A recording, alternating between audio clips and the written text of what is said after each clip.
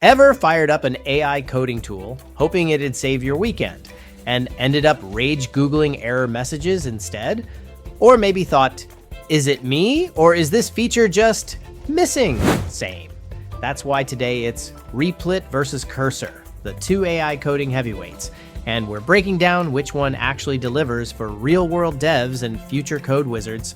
So let's keep it honest. Replit, it's the friendliest cloud IDE out there. Totally browser-based, zero setup, and its AI agent helps you start fast. Reviews on Reddit and Trustpilot say it's awesome for learning, prototyping, and collaborating with friends in real time, but push it hard with big code bases, and the bugs and costs start creeping in.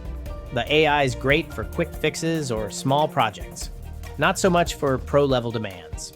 Cursor, on the flip side, feels like VS Code with superpowers. It's a full desktop app, demands a bit of setup, but comes loaded. Multiple AI models, deep code-based context, and smart chat features for pro devs.